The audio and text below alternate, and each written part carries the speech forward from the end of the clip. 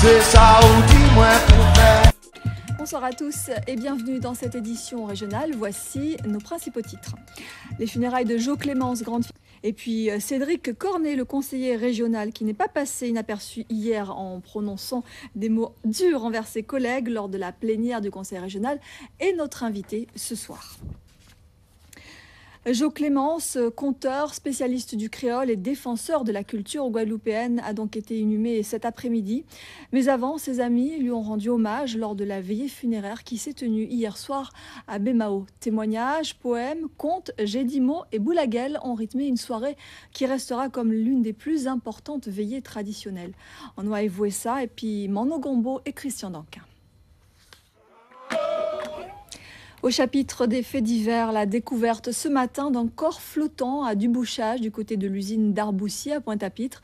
Il s'agit d'un homme d'environ 70 ans dont les circonstances du décès restent encore mystérieuses. Steve Prudent, Ronnie Maletti et Bruno Ponciovillon. L'affaire de la fusillade dans la nuit de dimanche à Carac aux Abîmes avance. L'enquête s'oriente vers la thèse du drame amoureux, de la jalousie.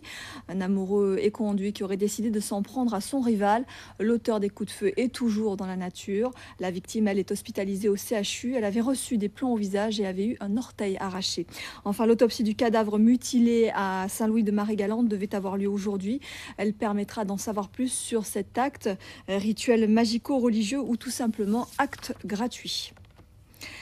Les syndicats français estiment avoir gagné leur pari de mobiliser plus de 2 millions de personnes contre la réforme des retraites pour obliger le gouvernement à modifier son projet en profondeur. Des syndicats donc dopés par la forte mobilisation dans l'Hexagone. Chez nous, l'appel à la mobilisation n'a pas été aussi bien entendu, visiblement. 1000 manifestants dans les rues de Pointe-à-Pitre recensés selon la police, 3 fois plus selon les syndicats. Ludivine Guillolet et Rémi de France se sont glissés pour nous dans le cortège.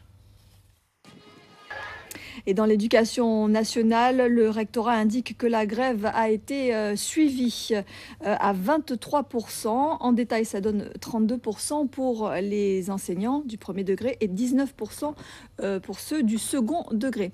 Ce projet de loi sur les retraites prévoit donc de repousser l'âge légal de départ. Et vivre avec une petite retraite, c'est aujourd'hui le quotidien de nombreux Guadeloupéens. Malgré de longues années de travail, souvent pénibles, ces retraités touchent juste de quoi vivre. C'est le cas de Daniel Badry, ancien ouvrier agricole. Sophie Pointer et Rémi de France l'ont rencontré à Saint-François. Voyez leur reportage. Et Victorin Lurel, député et président du Conseil régional, sera à l'Assemblée nationale pour s'opposer à ce projet des réformes des retraites. Il défendra une dizaine d'amendements spécifiques à l'outre-mer afin d'améliorer le niveau des retraites. Il faut savoir que l'écart entre le montant moyen des pensionnés en Guadeloupe et ceux de l'Hexagone est de 250 € par mois en défaveur du retraité guadeloupéen. Et puis toujours en bref, et pour refermer ce chapitre social, un protocole d'accord vient d'être signé entre le personnel de la Caisse des écoles de Pointe-à-Pitre et le maire. Les employés avaient déclenché une grève illimitée hier pour demander notamment une revalorisation salariale. Bertrand Delanoë est arrivé cet après-midi en Guadeloupe, proposé au Conseil de Paris d'attribuer une aide financière de 100 000 € à répartir entre les deux îles sœurs pour lutter contre l'épidémie de dengue. Un geste de solidarité comme il l'a confié à Bruno Ponciovillon et Daniel Quérin. Écoutez-le. Là, il y a une... La politique des grands travaux à l'ordre du jour de la région Guadeloupe, justement pour les 4 prochaines années. Au cours de l'assemblée plénière de sa collectivité, hier, Victorin Lurel a annoncé ses objectifs pour réaliser le développement économique et social de la Guadeloupe, avec un impératif affirmé, la jeunesse. Les grandes lignes de ce programme, résumées par François-Joseph Ousselin. Et cette plénière de la région aura aussi été le théâtre d'une sérieuse altercation entre Cédric Cornet et Victorin Lurel. En cause, la nette opposition du conseiller régional contre la politique préconisée par l'exécutif régional en faveur de la jeunesse. Et cela malgré la mission qui lui a été confiée en la matière. François-Joseph Ousselin. Et Cédric Cornet est notre invité. Bonsoir, merci d'être avec nous. Bonsoir. Alors, certains, ceux qui vous soutiennent notamment, diront que vous êtes audacieux, que vous avez un franc-parler. D'autres vont dire que vous avez la fougue de la jeunesse. Et puis d'autres, comme le conseiller régional Louis Galantine, voient plutôt en vous un insolent. C'est ce qu'il dit en tout cas aujourd'hui. Il s'insurge contre votre attitude inqualifiable, je le cite, condamnable, irrespectueuse et irrévérencieuse. Alors est-ce que vous avez le sentiment ce soir, 24 heures après cette plénière, d'avoir été un peu loin dans votre intervention? Vous êtes dubitatif. Moi, totalement. Et Vous aujourd'hui, dites que ça ne va pas assez vite, qu'on dort un petit peu sur nos lauriers à la région. Malgré tout, en politique, les choses prennent du temps. Entre le moment où on élabore des projets, où on vote des crédits, il y a un laps de temps à respecter. Donc tout ne peut pas se faire en quelques semaines, en quelques mois. Ça prend parfois des années. l'avantage du président actuel, Aujourd'hui, on vous annonce que vous allez donc disposer de 5 millions d'euros pour cette jeunesse. Concrètement, est-ce que vous avez un calendrier d'action en faveur de cette jeunesse? Est-ce que vous avez des projets que vous êtes en mesure de mettre en œuvre et Alors, rapidement? c'est ça que cette mission, elle expose. Il n'y a même pas autre chose à faire. Tout ce qu'ils veulent, Comment on c'est relance travailler. C'est déjà relancer le côté économique. Mais pour pouvoir relancer le côté économique, nous avons vu que Sarkozy veut réduire un emploi sur 2. Pour conclure très brièvement, on a le sentiment quand même depuis les dernières élections que vous refusez cette main tendue par Victorin Lurel qui a émis le souhait de travailler avec vous.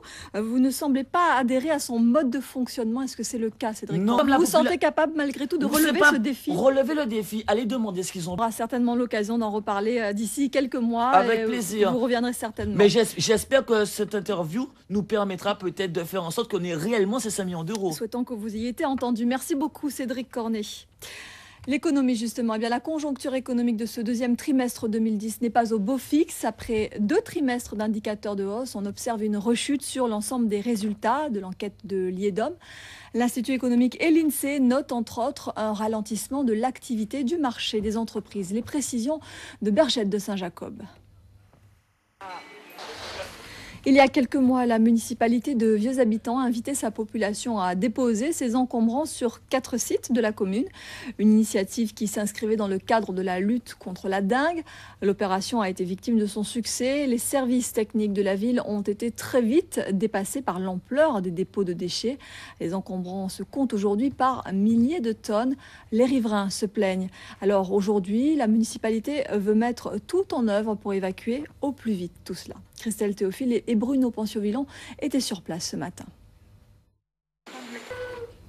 Belle-Île-en-Mer, Marie-Galante, c'est fini. La course transatlantique n'aura plus lieu.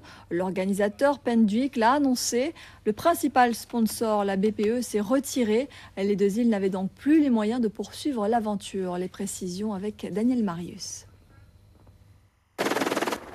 Ainsi s'achève cette édition. Merci à vous de nous avoir suivis. L'info revient demain à 13h avec Laura Séné. Nous, on se retrouve dès 19h. Très belle soirée à tous. Aïe maman, c'est ça ou dis-moi pour faire.